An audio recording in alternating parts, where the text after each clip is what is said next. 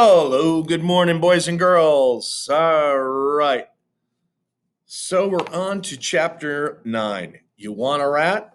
Well, here we go. So if you remember last time, our buddy Suds there was doing his best to become a rat and ended up in this situation. Remember that? And where we left, he goes, but I didn't figure on what happened Monday at school. So he was trying all those tough guy things, like remember with the spider and all that. So now we're on chapter 9. You want a rat? It was lunchtime. I took my tray through the food line. As usual, I waited for Joey. As I was waiting, I saw a sight that made my eyes pop. Judy Billings was sitting a couple tables away by herself. Usually she was surrounded by girlfriends. Judy Billings alone? I couldn't believe it.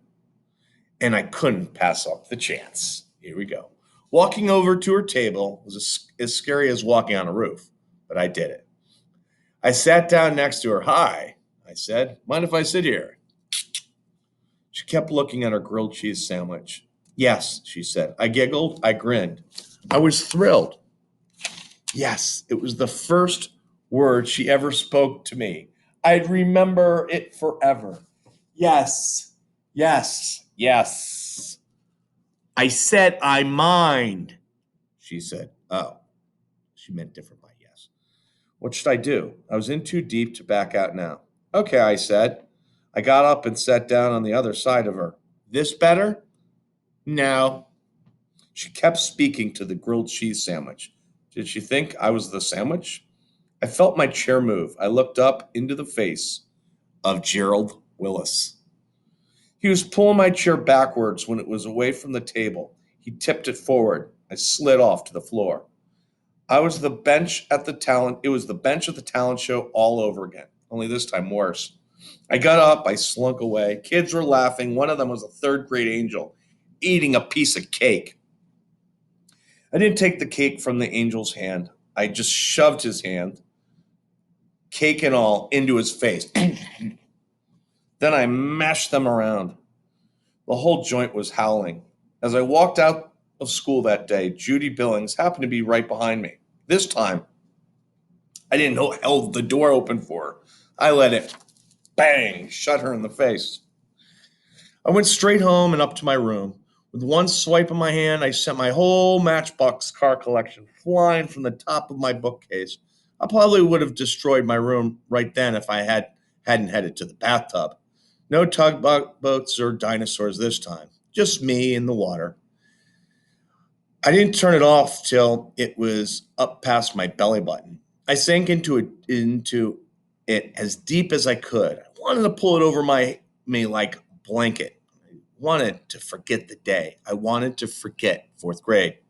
By the time I got out, I thought I was feeling better. I was wrong. As soon as I got back to my room, I punched my teddy bear, Winky. At dinner, Zippernose smirked and sneered and snickered till my mother finally said, "What is it?" "I can't tell," giggled Zippernose. I'll get in trouble. If you don't stop that carrying on, you'll be in trouble." "Okay, I'll tell." My mother looked at me. "I'm not sure I even want to know.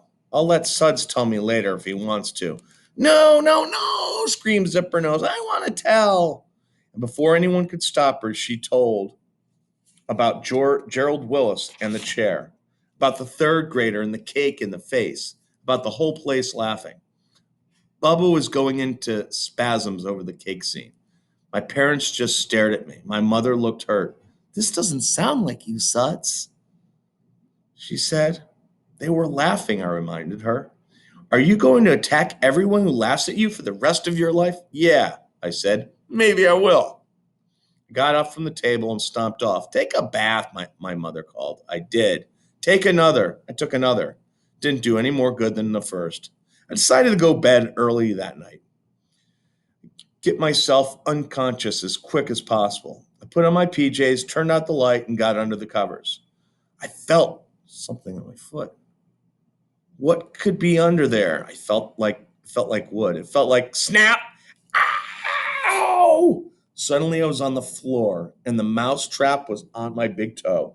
I pried it off. I went to the door, yanked it open. I heaved the trap down the hallway. I screamed, "Okay, you want a rat? You got a rat." And then the next chapter is no. So maybe he tries saying no to his mom. Let's see how that rolls. All right. Have a great day, boys and girls. And until next time.